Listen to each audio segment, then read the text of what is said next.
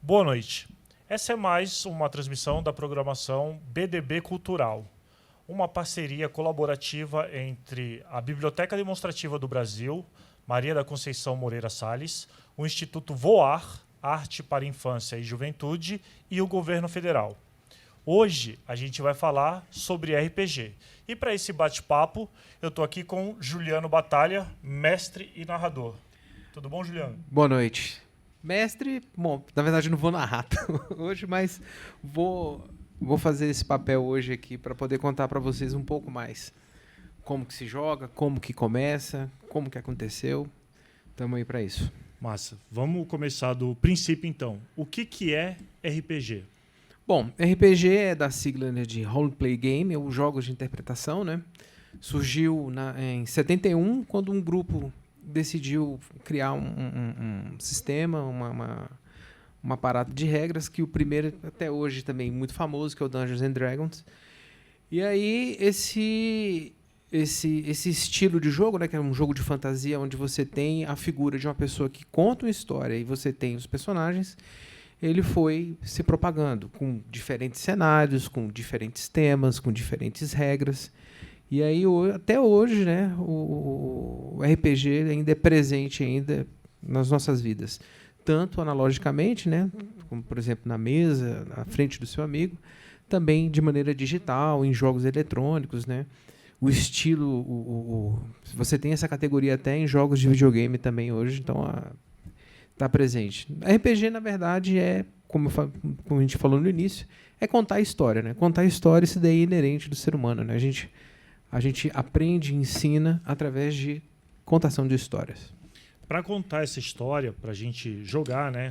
O que a gente precisa, assim, tanto nos que são pessoalmente na frente do amigo que você falou, né? Que são os originais, Sim. por assim dizer, quanto no online, de repente, o que a gente precisa?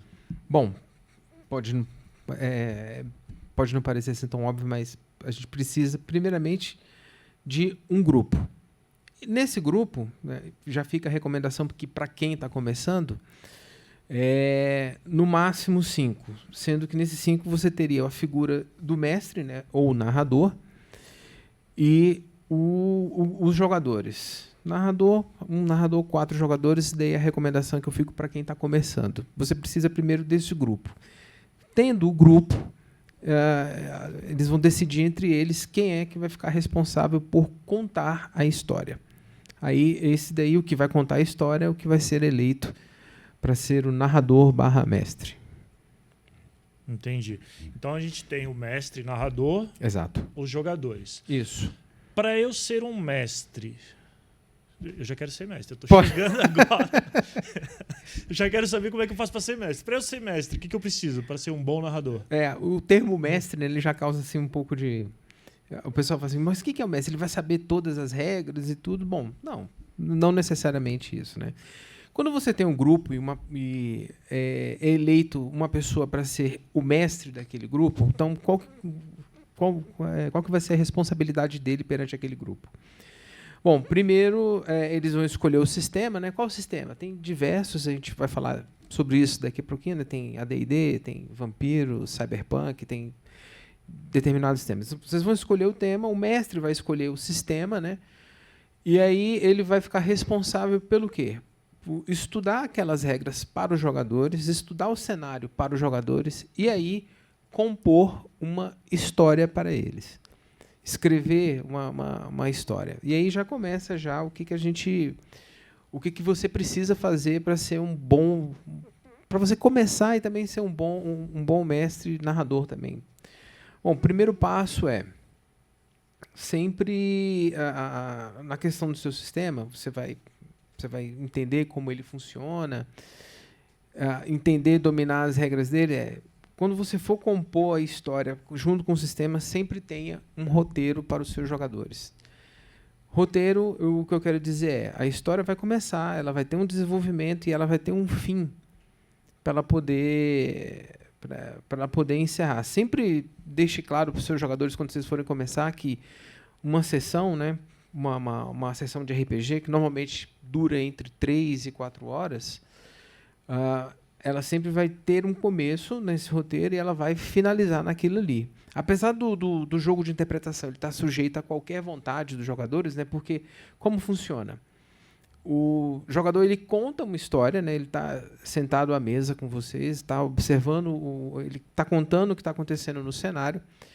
Os jogadores vão respondendo aquilo.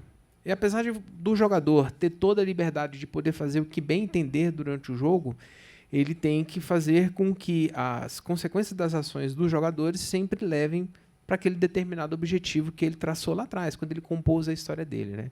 A título de exemplo, como por exemplo, tem uma aventura no qual vocês precisam pegar um determinado objeto e levar para um determinado local.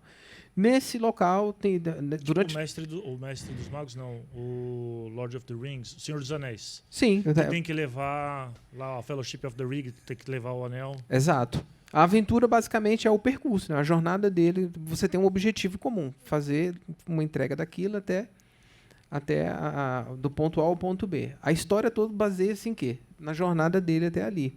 RPG basicamente é isso. Você tem, inclusive vale dizer que um dos principais sistemas que a gente citou, que é o Dungeons and Dragons, ele tem ligação direta. Então, as pessoas que criaram na época, né, têm influência direta de Tolkien. O cenário dele basicamente ditou a questão dos animais, comportamento de classes, tudo essas coisas. Algo mais específico, né? Mas a gente pode trabalhar isso mais à frente. Você falou que o jogador, desculpa te interromper, não, por favor. Me deu a curiosidade, que o jogador ele vai interromper a narração. Eu estou mais para jogador do que para mestre, né? Que eu estou interrompendo a narração. E aí ele faz o que ele quiser, mas o que ele faz o que ele quiser não é bem assim. Ele tem que estar sujeito às regras, às condições do jogo, né? E ele tem que conhecer isso. O que eu preciso... Vou ser mais humilde agora. Eu falei que queria ser o mestre, não. O que eu preciso ser para ser um jogador, então? A pergunta foi muito boa, por quê? Porque apesar do jogador ter vontade de fazer o que ele bem entender, aí entra o objetivo de um bom sistema. O que é o sistema quando você está jogando? Vamos pegar, por exemplo, o AD&D, né? Você tem o sistema. O sistema, a questão de rolagem de dados, comportamento, é justamente por isso assim, quando um jogador ele quer tomar uma determinada atitude, seja ela qual ela for, ela gera consequências nesse cenário. Então, o sistema que os jogadores estão ali vivendo, que eles estão contando aquela história, ele serve justamente para isso. Ele serve qual o peso da minha ação, qual a consequência dela durante a história, né? E aí a gente vai falar mais à frente questão de como que constrói uma boa ficha, para que servem os dados. É justamente isso daí. Isso daí são elementos que vão interferir diretamente em como a história é contada e quais são os reflexos das atitudes dos jogadores, né? Então, quando a gente está até jogando, a pessoa usa o termo jogador, né? Porque vale lembrar que RPG é um jogo colaborativo. Ele não é competitivo. Apesar de você ter uma figura do narrador mestre, que ele está contando a história, né, para os jogadores em comum têm um objetivo em comum, eles estão trabalhando ali em equipe, todos eles têm um objetivo único, então eles têm que trabalhar aquilo. Desculpe. Toma água. É.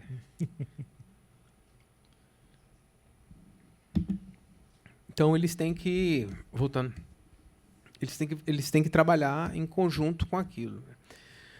Nada clichê, mas o objetivo de uma mesa de RPG nada mais é do que se divertir através de uma boa história. Não tem, por mais que seja catastrófico alguns resultados durante os jogos, você pode ter certeza que aquilo ali vai render para você uma boa memória, uma boa risada, né? Eu tenho, por exemplo, assim, lembranças de vivência. Eu tenho vivências assim, de jogos que eu estava presente, que eu estava jogando, alguns que eu estava narrando, mas uma atitude extremamente inconsequente de um determinado jogador acabou com toda a mesa, mas isso rende lembranças até hoje, né? Você quer um exemplo, por exemplo? Bora. Fala. Por exemplo, Fofoca. não, era bem rápido. A gente estava jogando Vampiro à Máscara. E aí eu estava narrando e um objetivo era bem parecido. Eles tinham que entrar numa determinada mansão. E aí um dos jogadores falou assim: não, vamos tentar abrir a porta de uma maneira mais sutil, vamos ser mais furtivos. O outro, não, desse jeito não. O outro falou assim: não, vamos entrar com o carro. Vamos pegar o carro dentro do prédio e vamos resolver isso de uma vez por todas, né? Gênio. Agora, por exemplo, assim, só que essa foi uma atitude responsável, né? Eram 4 jogadores, 3 falaram: não, você não vai fazer isso. Aí o outro: não, vou fazer isso. Ele fez, comprometeu tudo, né? Aí teve a rolagem de dados, né? Logicamente que essa atitude deu muito errado, né? Uma sessão que era para ter durado 4 horas durou 20 minutos. E assim todos voltaram para suas casas. Mortos. Mortos. Aí, isso me leva à próxima pergunta. Assim. Sim. Podia ser um bom grupo, mas teve um jogador ali que... Perfeito. O que é um bom grupo? Bom, bom grupo é... Um bom grupo é o seguinte, são a principal característica de um bom grupo é eles compram a história. O que é comprar uma história? Antes de começar, falando para qualquer sistema, independente de qual você joga e tudo, quando o grupo se reúne, inicialmente existe o que a gente chama de sessão zero. O que é uma sessão zero? Sessão zero é uma história, antes de começar a história principal, é uma pequena cena onde os jogadores são apresentados um para os outros, eles são apresentados para o cenário, eles são apresentados para a história, e ali eles vão conhecer quais são as motivações que vão levar eles daqui para frente naquela campanha. Falou: hoje eu vou conhecer o personagem X, Y, Z. Cada um tem as suas características, né? Um tem um atributo X, outro tem um atributo Y. Né? Essa variedade entre os personagens é o fator de diversão mais bonito do RPG, né? Essa diversidade é o que salva as aventuras, né? Um determinado personagem ele tem muito mais importância em determinada cena do que outros, né? E saber lidar com isso e quando determinado personagem entra em cena é o que é mais gostoso no RPG. Então, um bom grupo ele tem, né, durante essa sessão zero, essa sessão introdutória, onde os personagens são apresentados para o mestre, uns são apresentados para os outros.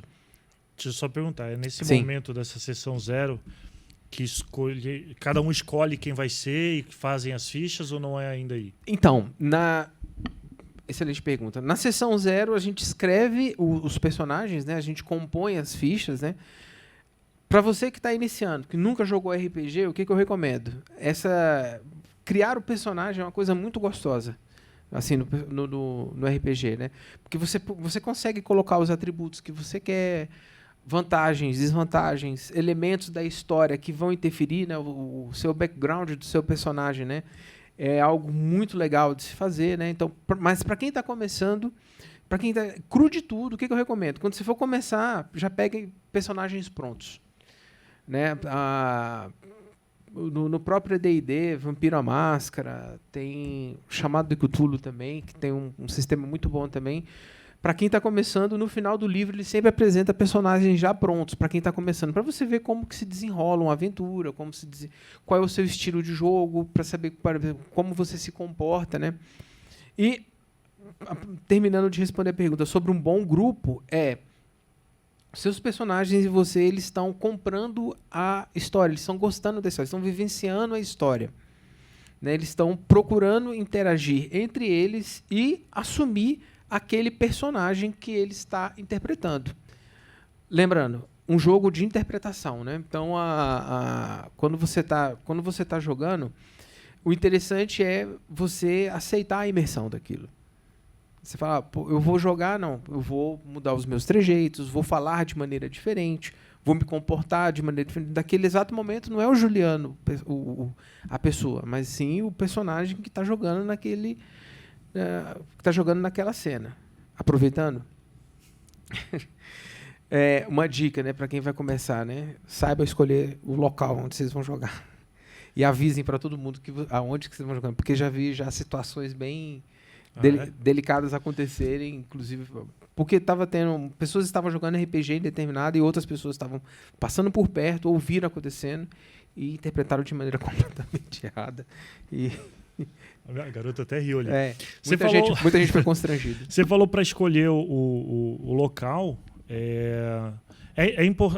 Além do fato de poder haver interrupção externa e tal, que outros fatores são importantes para esse bom grupo jogar?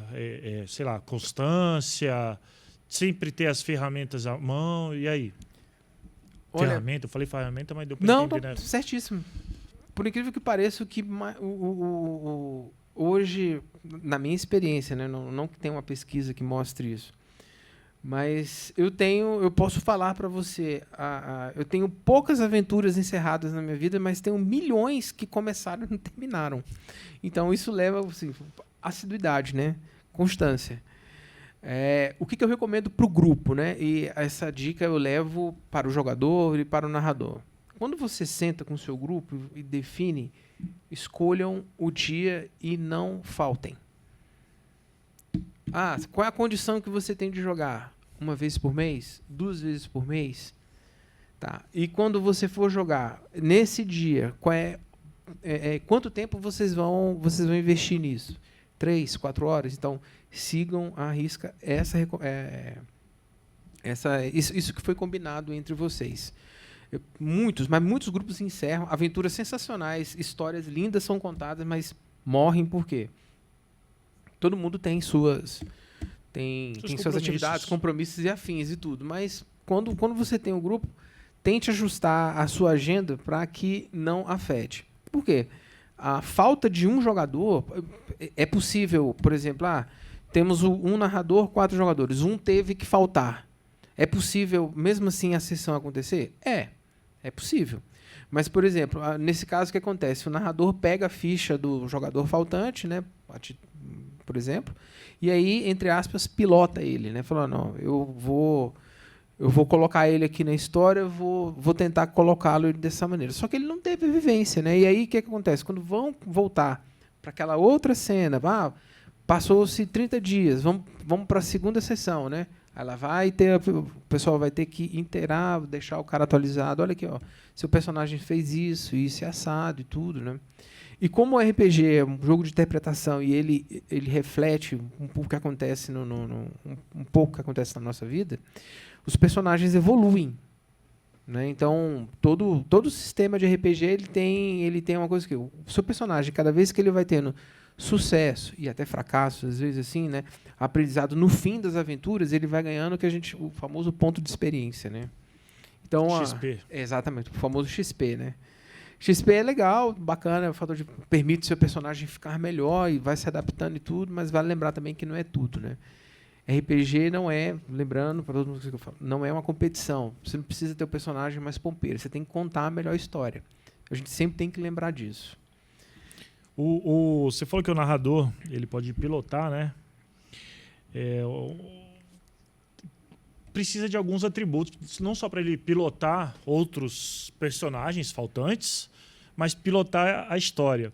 Uma vez eu estava vendo lá em São Paulo, Vampiro a Máscara, o pessoal jogando e tal. É o meu sistema preferido, né? Eu adoro ele. E aí eu vi um narrador, ele ficou chateadinho por algum motivo. E aí ele falou, aí apareceu um antediluviano. E aí, a galera não sabia o que fazer. Você me contou, o cara falou que apareceu 4 que? Terrasque? Não. Tarrasque. Tarrasque é quando você joga D&D, outro personagem. Sim, é outro sistema, eu sei disso. Mas aí são, os caras apelaram, assim, um narrador não pode fazer isso, né? Pro narrador ser maneiro, o que ele precisa fazer? Se o narrador ele chamou um antediluviano numa mesa dessa, é porque ele tava de muito saco cheio, né? Então a primeira... Bom, ele estava odiando o grupo, estava odiando estar ali, então ele quis encerrar por ali aquilo mesmo. Bom, um bom narrador, né? Primeira coisa que a gente tinha comentado lá no início, coerência na história, né? Você tem que ser muito coerente na história proposta. quando ele cria a história, cria o cenário, cria elementos, cria tudo aquilo para os jogadores, ele tem que saber principalmente dosar o que vai ser entregue para eles. A diversão, a diversão de uma mesa de RPG, ela está muito ligada principalmente no controle da ansiedade. Por exemplo, os jogadores, nossa, eu gostaria de saber mais, eu gostaria de evoluir mais. Não. Tem alguns elementos que não são apresentados não são apresentados para os jogadores justamente para isso, para não comprometer a diversão deles. Não sei se algum de vocês já viram, mas, por exemplo, quando nas famosas mesas de RPG, o mestre ele tem um pedaço, ele tem um escudo na frente dele, né? Aquela parte que ele cobre tudo que está na frente aqui. Já prestaram atenção nisso? Então, por exemplo, tem um elemento de papelão chamado escudo de mestre. Para quê? Para que os jogadores não vejam as anotações, os personagens, os atributos dos personagens que ele está criando, como está interagindo, né? Para dar um elemento de surpresa. Exato. Como se você estivesse caminhando num vale mesmo. Exatamente, né? Então, já pensou, se você começa uma mesa de RPG, você sabe exatamente o que tem dentro do tesouro, o que tem dentro daquela casa, você sabe exatamente qual que é a fraqueza do inimigo que você está enfrentando, qual que é o caminho mais curto. Não tem diversão nisso. Nenhuma. Então, um bom narrador, ele, apesar de ele ter coerência na história dele, nesse roteiro tudinho, ele vai entregando, ele sabe controlar a ansiedade dos jogadores e vai entregando aos poucos, de acordo com o que eles vão conquistando. Então, um bom narrador, ele sabe... Vejam que em nenhum momento eu estou falando para vocês que um bom narrador ele tem um domínio da regra do sistema. Não tão isso. Ele tem que saber do cenário, regra, rolagem de dados? Tem que. Mas isso não é tudo. Já vi mestres assim com histórias muito boas, mas comprometem o desenvolvimento da história todinha, porque ficam muito atrelados à regra, né? Bom, falar de regras, isso também a gente lembra sobre dados, né? Para que servem dados? Dos dados. Quando você for falar de dado agora, né? Trouxe você falou do... Devia ter trago. Eu vi aqueles dados de 30 lados, é muito doido. Tem. Você falou do escudo, vai falar do dado, mas eu vi também que tem tipo uns mapinhas, uns negocinho meio... Para que serve? Quais são os utensílios, as ferramentas? Bom, para um grupo, né, para você começar, você vai ter, primeiramente, do material, que são os livros, né? Nos livros ali contém a regra, descrição do cenário, personagens, por aí vai.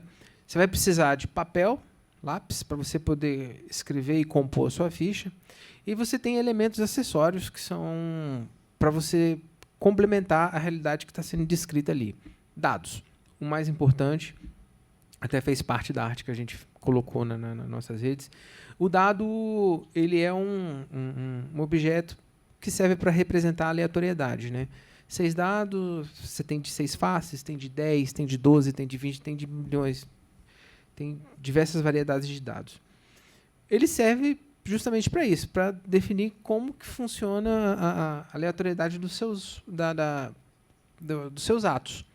Um personagem, por exemplo, que ele tem uma capacidade de produzir algo muito grande, de realizar aquela tarefa com a maior facilidade, ele não precisa de muitos resultados no dado. Então, basicamente, mas mesmo assim, ele é passível de errar, de cometer uma falha ou de acertar muito, né? Tem um termo muito famoso no RPG que é o erro crítico, o acerto crítico, né?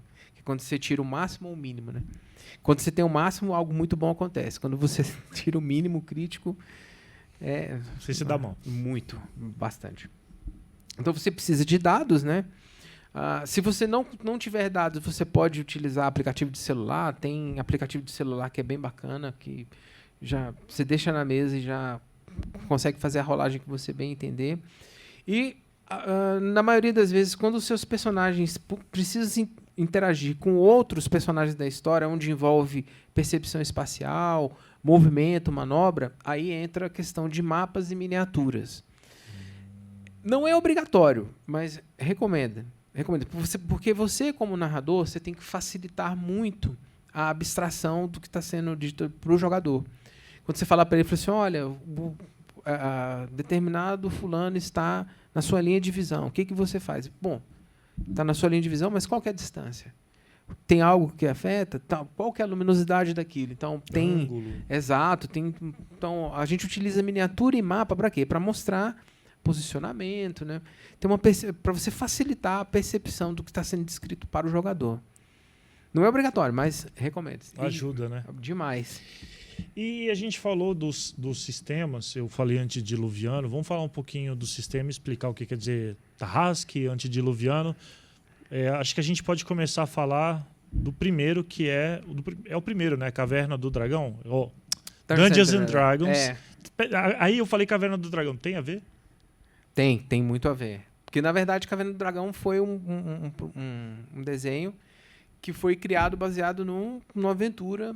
Parece que os autores estavam jogando aquela aventura, né? Tanto que ele utiliza elementos de D&D, como monstros, classes dos personagens. Está tudo presente ali, né? Tem um dos finais do Caverna do Dragão, desses finais imaginatórios aí que a galera tem, que é o Eric morre, cai um negócio em cima dele, do escudo dele, o escudo dele não suporta. Eu acreditei muito tempo nisso. Nessa versão? Nossa, muito tempo. E aí ele morre, e aí de repente congela a cena, tá todo mundo chocado, aí tá todo mundo com a roupa normal, aí o Eric levanta e fala, agora também eu não jogo mais, que ele jogou o dado e deu errado, e aí ele foi soterrado. Foi o erro crítico, ele deve ter tirado 1 no dado, né, que o pessoal fala. Né? Exato, mas esse não é o final verdadeiro, ele foi roteirizado. Essa foi... Não, durante muito tempo você acreditou nesse final. Foi uma mentira, foi uma fake news pra mim que eu assumi um tempo depois. Mas vamos falar do... Acho que eles riram de novo. Acho que eles querem... Vocês conhecem o final verdadeiro?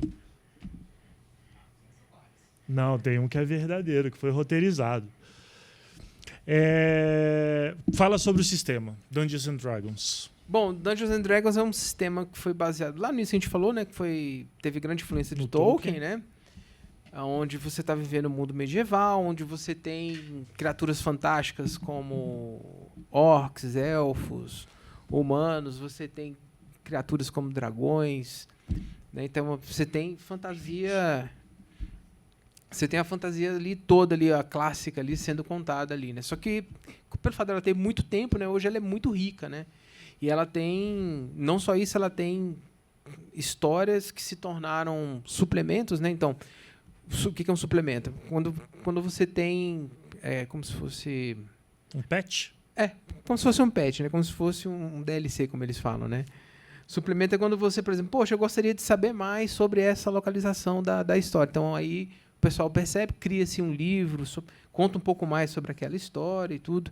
A D&D tem milhões, não tem condição nem de acompanhar, porque é tanto livro, é tanta história que vai. Os mais famosos tem ele, aí tem Vampiro à Máscara, né, que é baseado no universo da White Wolf. Esse é baseado em criaturas no mundo moderno. É um sistema muito mais focado não em rolagem de dados. Vampiro à Máscara, acho que tem Lobisomem, Apocalipse, Mágoa, Ascensão, são sistemas muito mais voltados para a contagem de histórias. É storytelling, né? Exatamente. Então, são sistemas voltados muito mais para a narração. Você tem outros que são ligados diretamente a obras literárias, como, por exemplo, tem um chamado Cthulhu, né? Como é que você fala? Eu nem me arrisco a falar. É Clayton, né? Cleitinho. O chamado de Cleitinho também. É o do Stephen King, não é isso? Exatamente. Não, Lovecraft. Stephen King, não. Muito obrigado. Você tem livros que se tornaram aventuras dele. Lovecraft. Você tem, por exemplo, o do Gibson, Neuromancer também, que foi criado. Virou RPG? Tem o Cyberpunk, É baseado... 100%. Que é o estilo da literatura dele, inclusive, o Cyberpunk. O jogo Cyberpunk 2099 é um desenrolar. É um produto direto do RPG. Do RPG criado. Então foi por isso que escolheram o Keanu Reeves, porque o Matrix também é baseado no Neuromancer. Total, você está completamente inserido no cenário. O próprio Senhor dos Anéis, né? Tem um sistema. Tem, Senhor dos Anéis tem um sistema pronto, tem um sistema próprio dele. Guerra nas Estrelas tem um sistema próprio dele. Eu só não sei se foi traduzido, mas também tem um sistema próprio dele.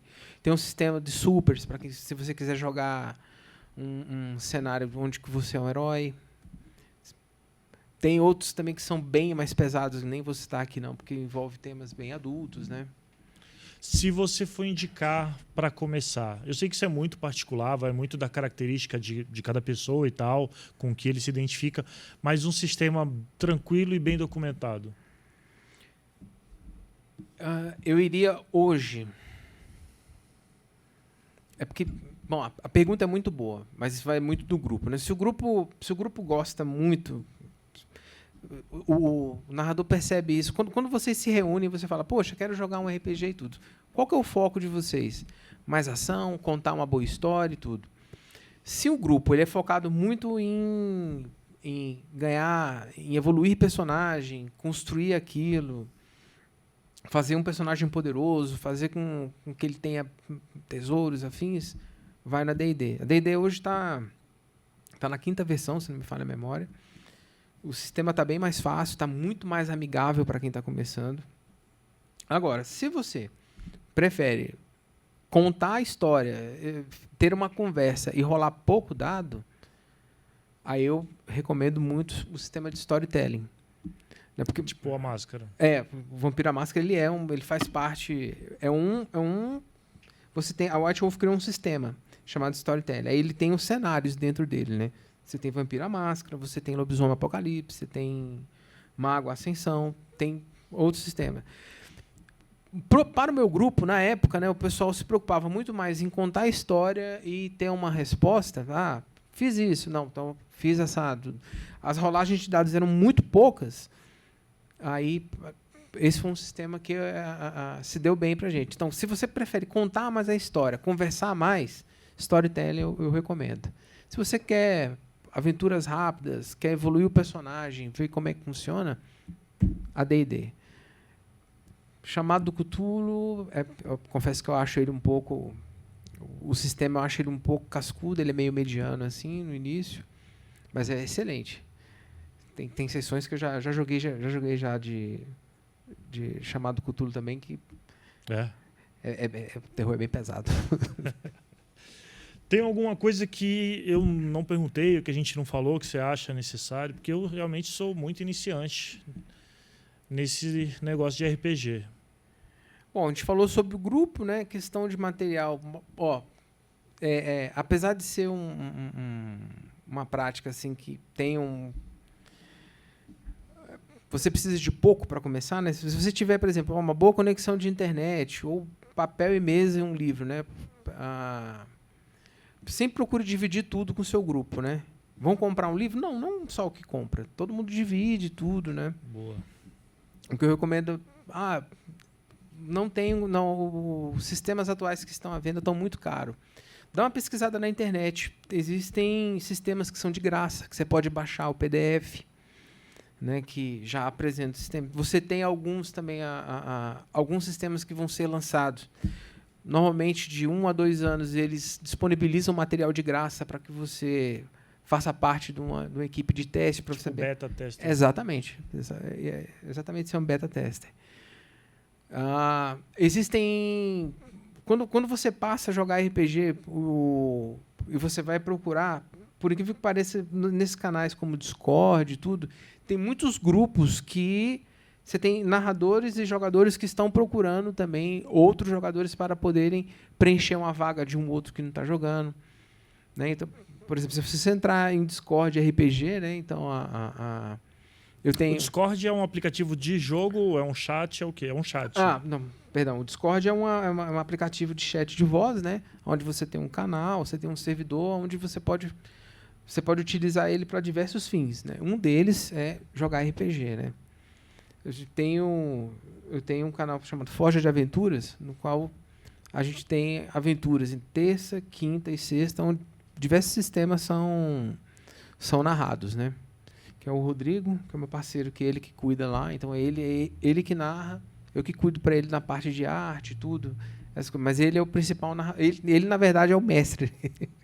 Ele é o que conta a história, ele que está completamente inteirado das regras, né? Então, inclusive lá, durante as narrações, durante a apresentação das aventuras, a gente dá dicas também, explica para os jogadores qual o seu procedimento, como você tem que fazer, né?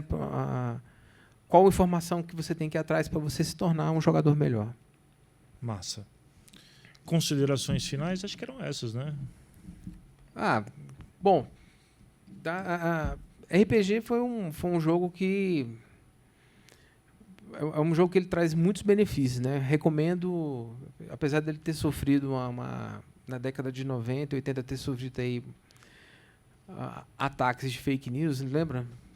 Por exemplo, falavam que jogadores e práticas. Teve até durante o seriado, acho que foi no Stranger Things, né, que o pessoal estava falando. Você viu? Não. Aquilo realmente aconteceu, né? Estavam falando que falaram que jogadores na verdade eram praticantes de determinados de magia negra, essas coisas. Não, isso daí é uma de muitas, né?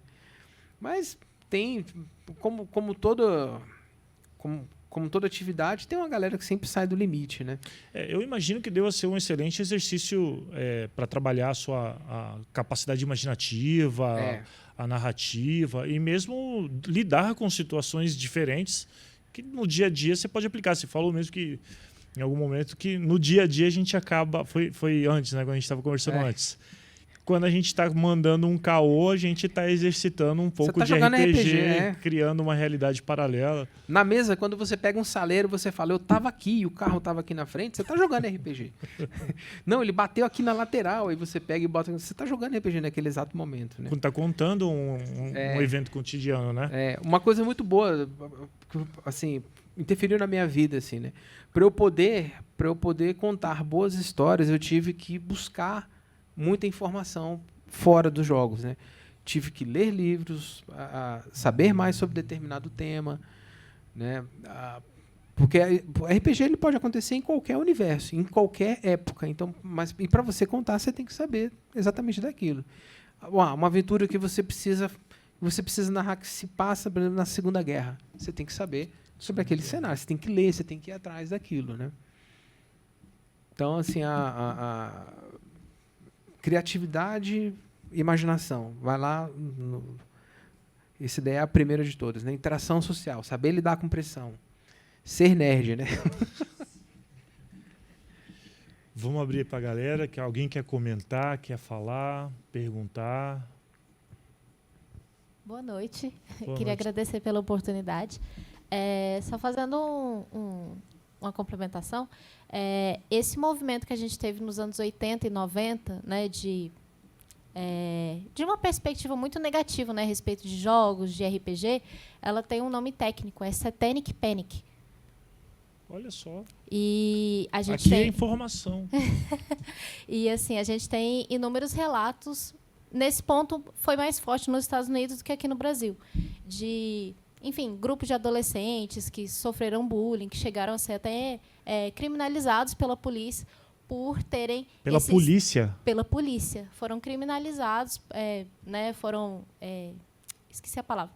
Mas, assim, como se eles tivessem cometido um crime que eles não cometeram, simplesmente porque eles tinham aquele estereótipo, né, do nerdzão da década de 80. Né? Então, o cabelo comprido, as roupas escuras, ouvir rock, metal... e jogar RPG, então tinha toda uma aura em torno do nerd, né, da figura do nerd de uma forma geral.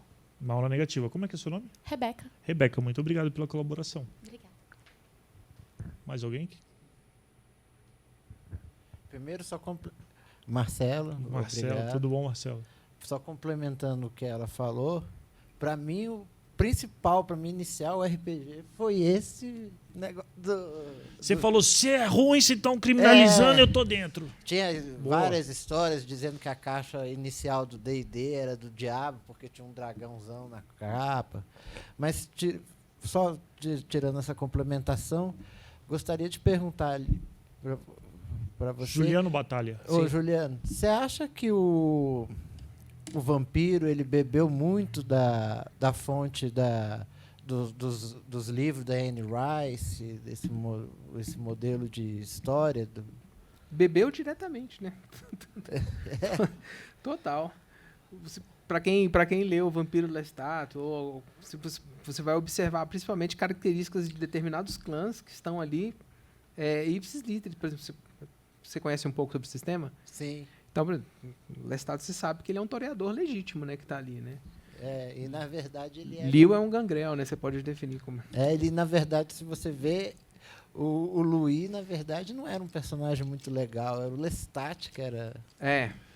Nas Crônicas Vampirescas. Eu li todas as Crônicas Vampirescas, sou muito fã.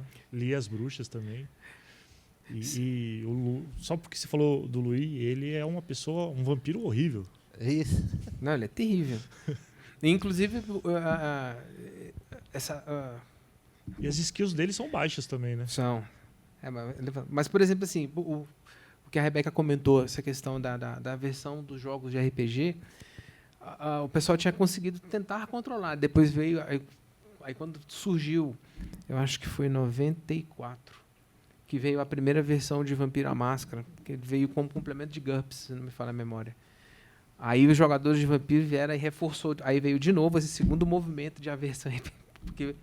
Porque Vampiro à Máscara, apesar do sistema ser muito legal e tudo, também ele deixa bem claro que você está lidando não é com heróis, está lidando com um monstro.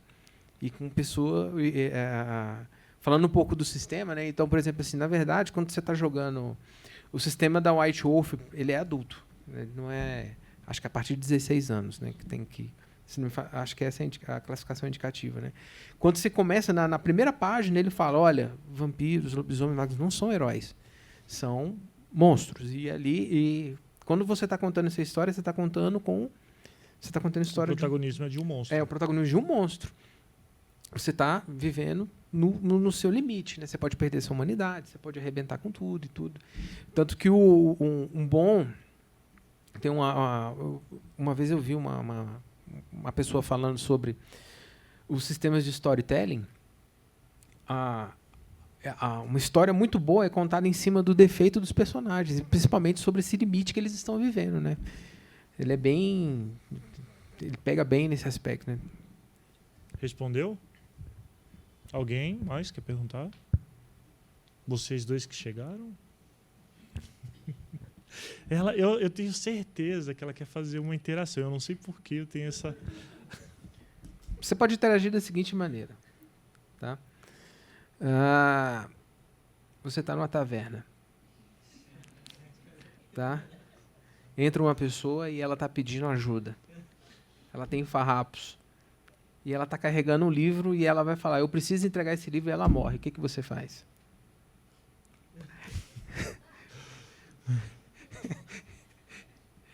Não, é assim que começa uma aventura. E aí? É assim que é uma interação, né? Deixa eu até abrir o dado aqui. Para ver se vai dar certo. Seu personagem ele tem percepção alta? Se ele tiver, então rola um dado aí, por favor. Se o resultado for acima de 6, você vai conseguir perceber algo. É assim que acontece. Se for acima de 6, você vai poder fazer a pergunta. Exato. Deixa eu rolar seu dado primeiro aqui. Pode. Você chegou a falar do contador, do mestre contando a história. Eu fiquei até com um pouco de peso na consciência. Até onde é permitido manipular a história? Excelente pergunta. A gente estava conversando antes dele responder. Eu falei por cima. Ele falou que chegou em 94 o Vampiro, e a primeira vez que eu vi foi em 98. Então eram os primeiros jogadores. E aí a galera contava as gerações. Tipo, chegou o Caim, e aí eles contavam, eu sou a primeira geração que começou a jogar. Eu até perguntei ele nos bastidores se a galera ainda faz essa contagem. E aí tinha uns poucos assim que eram dos primeiros pós-diluvianos e tal. E aí um dia o narrador, eu falei por cima, mas foi uma cena muito engraçada. Ele ficou muito pistola, assim, ele ficou full pistola, porque acho que a galera estava indo bem nas escolhas. Eu não sei qual foi, eu não me lembro qual foi. Mas eu só lembro dele falando que, tipo, apareceu um antediluviano lá, primeira geração do Caim, assim, primeiro filho de Caim. E aí vocês vão fazer o quê? Os caras, eu vou fazer o quê? Eu não tenho nem como enfrentar um bicho desse. E aí ele apelou grandão, matou todo mundo, acabou o jogo. E os caras, cara, por que você fez isso? Só porque ficou full pistola. Quando eu mestrava, eu costumava fazer um negócio meio assim, todos os caminhos levam a Roma. Não importa a escolha que vocês vão fazer, vocês vão chegar onde vocês vão eu chegar quero. Aqui é massa, aqui é pra se divertir, não é pra ser... Só uma pergunta, você estava lidando com jogadores bem iniciantes nessa época? Mais ou menos. É porque é o seguinte, antes de jogadores temos que lembrar que são pessoas, né? Então, Não, você tem uma pessoa que, por exemplo, assim, eu de pirraça, eu vou levar a história para um outro rumo. Eu vou testar o narrador para ver qual que é a resposta que ele vai me dar e tudo, né? Bom, isso é jogador viciado, né, que a gente chama. O que é um jogador viciado? É o cara que ele já sabe as regras, ele sabe como funciona, ele já conhece muito bem o narrador e ele começa a deixar de lado o principal objetivo do jogo, que é se divertir contando a história. Ele deixa isso de lado. Eu cometi esse erro diversas vezes, né? Eu lidava com jogadores que... Eu cometi o primeiro erro. Qual foi o meu primeiro erro? Dar janelas muito grandes para os jogadores. O que você faz? O que você faz? Não, você pode mudar essa pergunta. Você vai falar assim, você quer ir ajudar essa pessoa ou você se recusa e pega o livro dela? Colocando como exemplo. Então... Eu mudei o meu estilo de narrar e mestrar, e eu falei, olha, eu passei a dar opções mais diretas para os jogadores. E aí eles passavam a ter a sensação de que eles estavam decidindo alguma coisa. E mesmo assim eu conseguia controlar um pouco a linha do meu roteiro. E aí entra uma das maravilhas quando você é mestre de RPG, né? A sua capacidade de improviso ela é elevada ao máximo. Você tem que... você tenta devolver isso para o jogador, pressionando eles a tomarem uma decisão para aquilo, né? E o jogador ele não é bobo, ele percebe quando o mestre está tentando moldar o cenário e aquele cenário vai penalizar ele, se ele for para um caminho diferente, ele acaba cedendo. Ou senão ele vai comprometer toda a diversão do grupo naquilo. Tipo, entrando de carro no prédio. Esse exemplo, por sinal, aí era um exemplo de um cara que falou assim, cara, eu vou testar o limite dessa aventura. Eu falei, testa o limite. Só que eu transferi a responsabilidade para esse jogador dele comprometer toda a diversão da mesa. Eu fiz questão de fazer isso. Isso para mim eu falei, eu não vou mais. Essa época a gente estava jogando bastante, tudo e tal, né? Aí esse jogador em questão, não, vou fazer essa atitude para ver o que vai acontecer. Cara, não vou.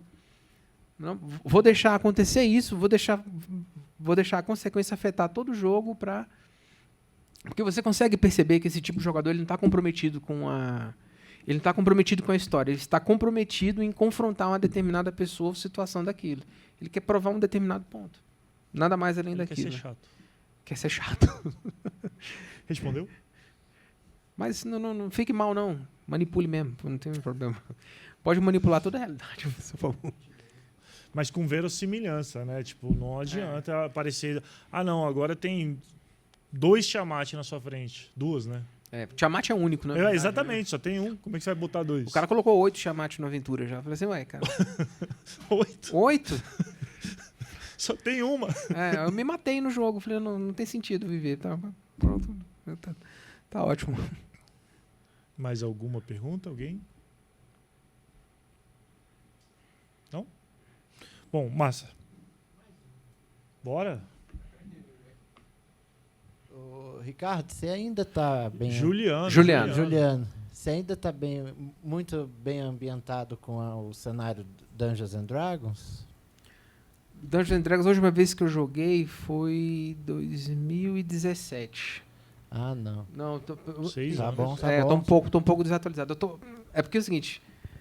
Quando você vai envelhecendo, o seu tempo vai reduzindo para poder jogar. E você tem que fazer escolhas, né? Então, atualmente, eu estou jogando muito mais Vampiro, a última edição agora. E eu vi que, por exemplo, a D&D vale um elogio para o sistema agora, né? Ele está muito mais palatável, ele está muito mais fácil para quem está começando agora. Era sobre isso que eu queria te perguntar. O sistema, ele ficou legal, muito melhor, muito mais simples. Mas eu acho que eles pecaram muito em retirar algumas que a gente chama de lore, algumas coisas, deixar muito aberto. Você era fã do 3.5, né? Era mais ou menos.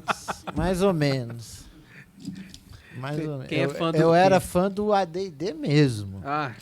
Só que eu achava ele meio descompensado, assim, as classes, uma entre a outra. Então, isso daí foi uma solução que o pessoal achou que para não comprometer a história que está sendo contada. Porque você começava a lidar com jogadores e situações onde o cara comprometia um movimento, comprometia toda a história que estava sendo contada naquele exato momento. O sistema de magia era meio complicado. Era. Até porque não sabia inglês na época direito e só É. tinha inglês. Gente, uma coisa para os nerds da década de 90, nós somos obrigados a aprender inglês na raça, porque não tinha material traduzido. Então, o que você tinha que fazer? Por favor, não estou incentivando isso, né? A gente tinha que xerocar e tudo, e era livros de inglês e tudo, e a regra sendo... Não, o que a gente jogava de errado, de regra errada? Né? Rolagem de dados errado, tudo era jogado errado, mas pelo menos inglês a gente aprendeu nessa época. Mais alguém?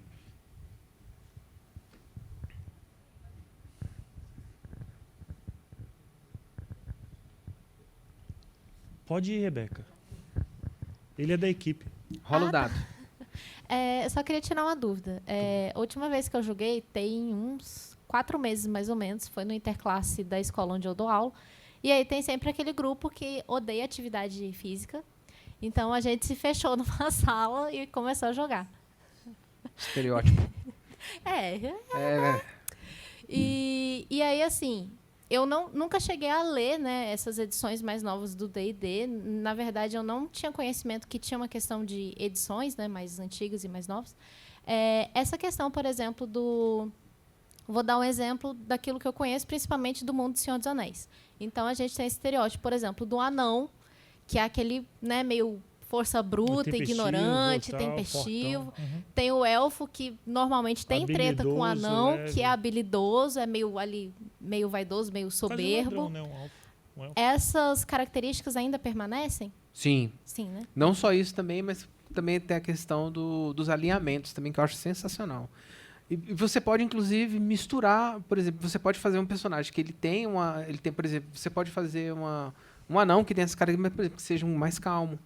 Entendi. Você pode fazer, por exemplo, é raro ver isso, né? Por exemplo, você pode fazer um orc com extrema inteligência, você pode fazer, você pode ajustar. Inclusive, a diversão está justamente aí. Eu quero fazer eu quero fazer um estereótipo diferente do que já vem sendo praticado. E é bem divertido fazer isso, né? Entendi. Por exemplo, em Vampiro à Máscara tem um clã, acho que é Nosferatu, que você fala, né? Você tem aparência zero. Tudo que você vai fazer, você não tem aparência. Como é que você vai lidar com isso socialmente? Então, a aventura toda é baseada nisso. Como é que você tem que se apresentar sendo que você fede e você é feito? Né? Tem... Entendi, obrigada.